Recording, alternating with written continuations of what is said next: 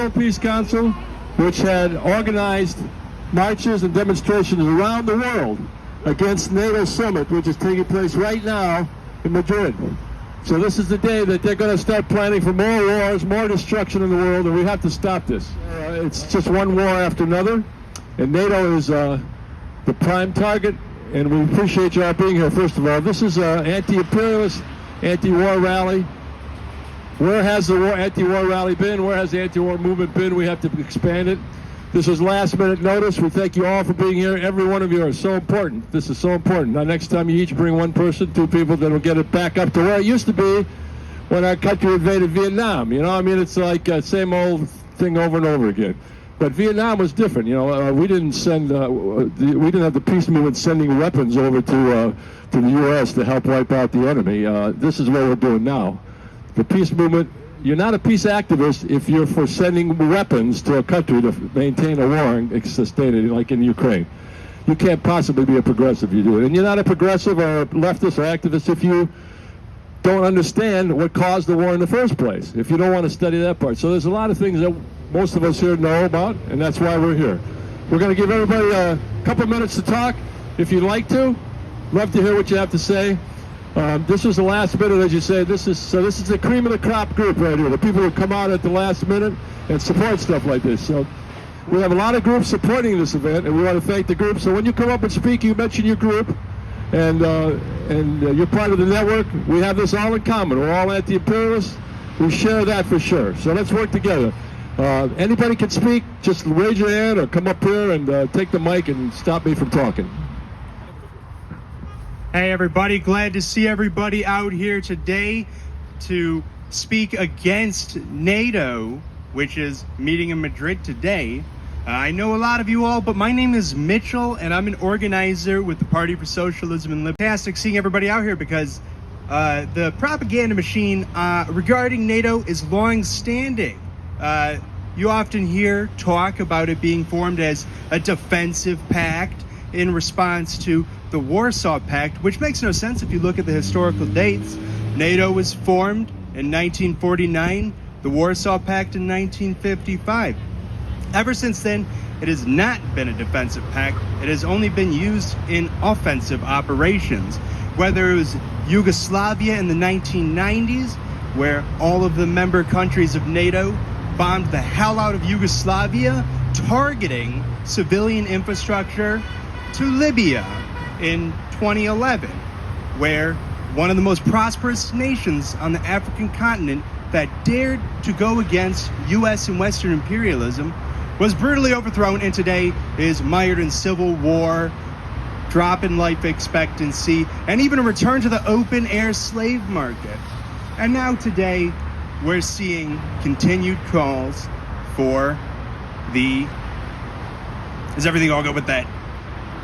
Fantastic. Yeah, and today we're seeing the continued use of NATO as this defensive pact when all of the countries in NATO that are led by U.S., the United States, are consistently engaging in an attempt to spurn a hot war with Russia over Ukraine after sending billions and billions of dollars of weapons, and hardly anybody is talking about it except for all of us here today and a few others. So here's Sherry Wells, and please tell your name and your group. Sherry Wells, Green Party of Michigan, and I was one of the people who was supporting Mitchell when he ran for school board as a Green Party member. And what people don't know, the Green Party is not only about the environment, it's also the green in one's pocket, not where they spend it here, and social justice, and grassroots democracy, which we have yet to see, and non-violence. And I'm here for all four of those because all of them are affected by this crap. I remember when NATO was there to stop the Warsaw Pact countries. Now, the Warsaw Pact countries were the Eastern Bloc countries, right, around the Soviet Union. It was called the Soviet Union back there. And then I remember when the Warsaw Pact countries dissolved, and I kind of assumed, well, NATO would also dissolve, of course, but they didn't. Not only that, they promised, there's a lot of witnesses to that, they promised Russia, the new Russia, that they would not go 1 inch east of this boundary that they had. They would not become a threat to Russia. And of course they lied, because that's what imperialists do. That's what the United States does. When you say NATO, that means the USA. That means Biden. That means Biden's. That means all these other previous presidents that we've had. And I know when I first heard that Russia was massing troops around Ukraine, I thought, well, I want to see some maps by the bourgeois media, by the imperialist media. I want to see some maps that show all of the bases that NATO, USA has around Russia, which is completely encircling Russia. It always has been, always been a threat. And we didn't see these maps, of course. So it looked like Russia was the aggressor, but really NATO was the aggressor, because all these years since 2008, 14, 16, etc., NATO and the USA kept promising Russia they would not be a threat in terms of Ukraine, and they provoked this thing.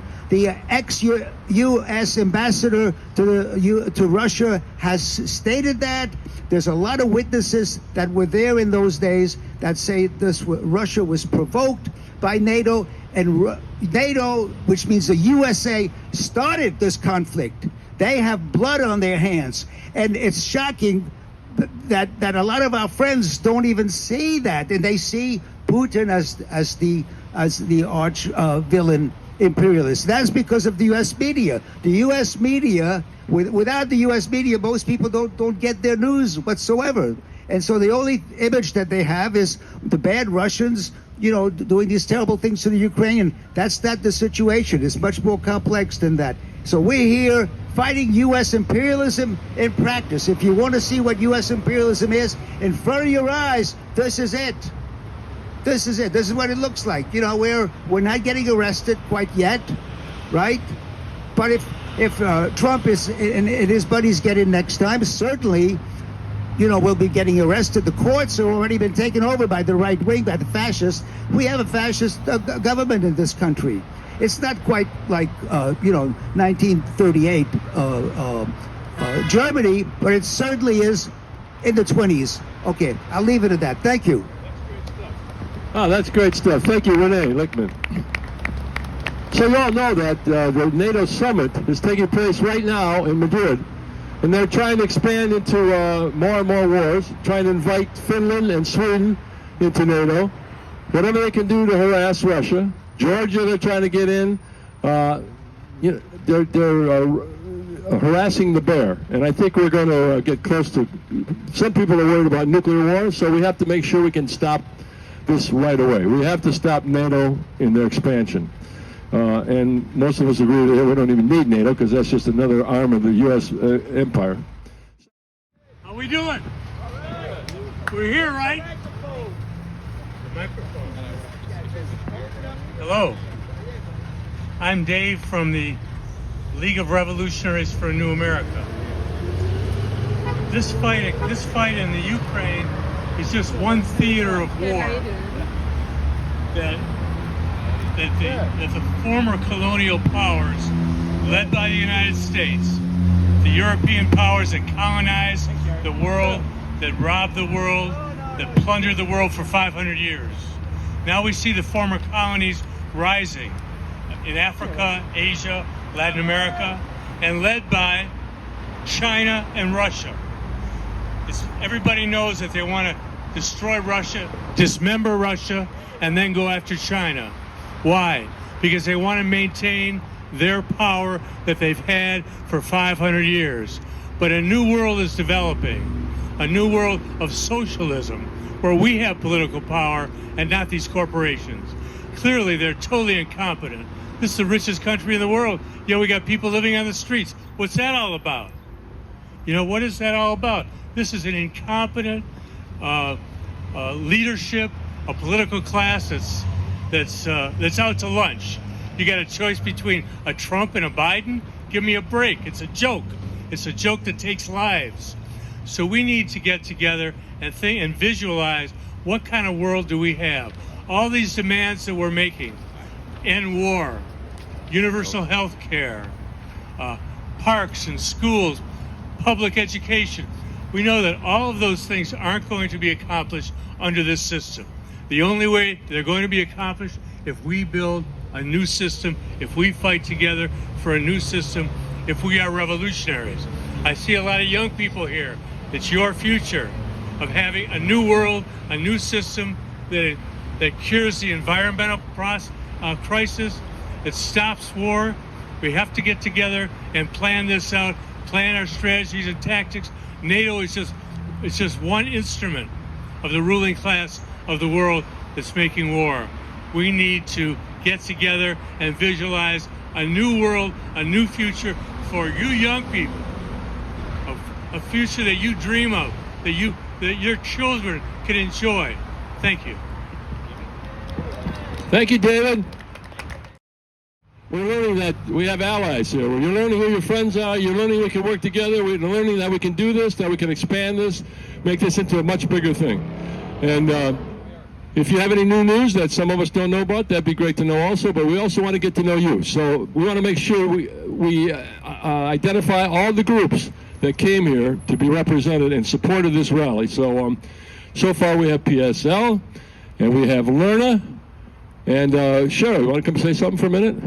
Because I don't know much about your new group. I want to learn about it, because Cheryl's been very active for all her life here. Cheryl Labash.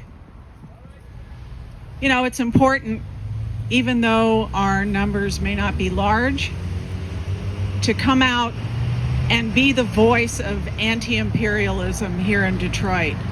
Well, this isn't quite Detroit, but the Detroit area. We've seen what capitalism has done to the working class in this country. We've seen what it's done to Detroit. We've seen and we know people who don't have a future, and I'm looking at a lot of you who, looking forward, see what? See global warming, see war, see budget cuts, see the inability to go to school because it costs too much money and you wind up in debt. We have a new world to fight for. It's not only against the war, it's for a new society, a new relationship between capital and working class. I'm speaking for a new publication. It's called Struggle for Socialism, La Lucha por Socialismo. It's available on the web, and occasionally we put out print versions of it. One of our members went to Russia and to Ukraine to do eyewitness reports about what was happening. And we cannot leave here without mentioning Donbass and what created, how the United States provoked what was happening. We can't leave here without talking about the denazification of Ukraine and how white supremacy is being funded by the United States. The military aid that's going to Ukraine goes into the hands of white supremacists who have trained the right wing here in the United States. It's a global struggle, and every single organizer is critical to this, no matter what you're involved in. I'm going past my 2 minutes, I'm sorry. But usually you would hear me talking about Cuba. I'm leaving for Cuba next week, again. It's an example, and if you haven't been there, please go to Cuba and see what can be done even with a blockade. You look at what has happened their statement all along has been opposed to the expansion of Ukraine. I was going to print out some of their their statements, but Cuba has really been in the forefront of taking the right position on the war in Ukraine and defending Russia, being opposed to the U.S. expansion of NATO. Thank you. Thank you. So we have the CPUSA, we have the YCL here. So this, we'd love to have somebody speak on behalf of those groups. Somebody, come on. All right, bear with me here. I didn't really prepare anything, so I got a little thing that Reed was nice enough to prepare. So, and maybe I'm gonna be preaching to the choir a bit. We got a lot of socialists here. Yeah, so thank you. But when we talk about imperialism, we use Lenin's definition of imperialism, and that is really the merger of finance and industrial capital. And when you look to see what happened in Ukraine in 2014, really, we saw this in full force. Germany specifically held quite a bit of debt over Ukraine. A lot of money, actually. It totaled their GDP. And that was at the same exact time that it was totaling their whole GDP that the coup d'etat took place. They overthrew the government. And right after that, they started privatizing what was previously a nationalized corn industry, the fourth largest corn industry in the world. And this was used to fund some social services in Ukraine. And they also nationalized what were private banks before. And what that meant was the transformation of private debt into public debt and austerity for Ukrainians. So when they say that they care about Ukrainians, well, they don't. When you implement austerity, people die. They die from poverty. They die from not having food, medicine. We see it here in the United States. We see it elsewhere as well. I mean, that's exactly what this is about, and why, you can't reduce imperialism to simply military conflict. It's not that simple. It's about the seeking of new markets, trying to get your industries where they couldn't be before. And that's exactly why they're going after Russia and China and any place that doesn't open up their economy to the United States. And that's a big part of why they really don't like Putin, is that, when the Soviet Union fell, Western capital went into Russia and they started privatizing everything. They started buying up everything. And eventually the Russian government put an end to that. And that's a big part of why they're a massive target. And that is exactly what they do. When the Soviet Union fell, there was excess of millions dead from the austerity that they implemented and the complete destruction of social services, jobs, and all these things. And that's exactly what will happen if they get in there again. It's already happening in Ukraine. We've seen so many people die already from the bombs. I mean, they're talking about putting tactical nuclear weapons, sending tactical nuclear weapons. It's ridiculous. I mean, that kind of escalation could lead to the destruction of the whole world, and that's principal part of what we're opposed to here. So thank you. My name is Joseph, member of the Communist Party and the Young Communist League at Wayne State University. Thank you. Yes. All good points. Thank you so much, Joey. Okay, yes, Mike Shane. I'm with the community group in Detroit, Moratorium Now, but I'm also with the Communist Workers League. I agree with everything that's been said before me. I'd just like to add a couple points. In 2014, when that coup happened in Kyiv, Joe Biden went there to urge them to go on. The war did not start in February of this year. It started in 2014. NATO has been training the Ukrainian army all during that time. There have been U.S. advisors over there. They've been sending weapons. People like to think that Trump was pro-Putin, but even under the Trump regime, they sent in weapons, they sent in soldiers to do the training. Just before Russia went in with their special military operation, the Ukraine military was getting ready to invade Donbass. In fact, what Russia did was beat them to the punch by several days. The documents and the proof has been out there on YouTube, in other documents, on blogs, but not accessible to most American people. We need to think about that, because this is a fight that Biden is saying is in defense of democracy around the world.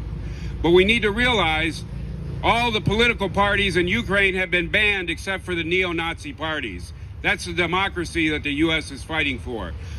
I'm from the city of Detroit, and it was a shame that the Congress voted an additional $40 billion package to go to Ukraine, and the squad, the Democratic Socialists, every last one of them voted for that package while they scream and yell at the right wing in this country to do more for the people of Detroit. 2 hours, or the people of this country, 2 hours after that vote, Congress declined to pass a bill that would have helped U.S. workers right here at home. So I would like to close by saying our fight is here at home. It's not abroad. We need to defund the Pentagon and rebuild this country, rebuild the cities, rebuild the water infrastructure, which is badly needed in Detroit, rebuild housing, make it affordable, rebuild the schools. The schools are in decrepit shape, not just in the inner cities, in the urban areas, but all across the United States. And I'm glad to see all these young people here. You almost outnumber us, which is really good. It's about time. Thank you very much. As speakers have said, the fight against imperialist war abroad is part and parcel of the class struggle right here at home. It's the same enemy. And I just want to report that yesterday we had a rare day where we actually won some victories in the class struggle. The Board of Water, Detroit, the Great Lakes Water Authority, and the Detroit Water Sewage Department was forced to at least take steps to implementing a water affordability plan for that would at least help the poorest people in Detroit have the basic right to water. It's not what people have been fighting for, but they've opposed any kind of affordability plan for the last 22 years. And yesterday's move was an important concession to the struggle. At the same time, City Council was forced to withdraw a tax subsidy for Dan Gilbert. It's the first one they've withdrawn for Gilbert that I can remember. And I was down there, and there must have been 200 people who spoke against giving any money to this pig gentrifier who was responsible for many of the foreclosures who destroyed our home. And the fact that he had to pull back on that proposal was a small but important victory, and it shows people are waking up. Also, I just want to remind people, of course, that this Friday, at 5 p.m., there's going to be another demonstration at the Theodore Lever Courthouse in downtown Detroit in defense of abortion rights and to oppose this horrendous decision that came down by the U.S. Supreme Court, in which the Democrats, for all their posturing, ain't doing nothing about. All Biden has to do is put in an executive order saying it's a health emergency, and he refuses to do so. Okay, thanks, Jerry. Jerry knows how to use a microphone. I love his voice, man. You can hear him a mile away without a mic. He's very good at speaking. So we're about almost done, looks like, here. I think everyone who wants to speak spoke. Anybody else? Feel free to. So let's network, folks. We all got found out about this very quickly. Let's make sure we're all on each other's lists so we all know how to support each other, expand this as fast as we can, and try to stop this war because it's going faster than we're going. We got to grow.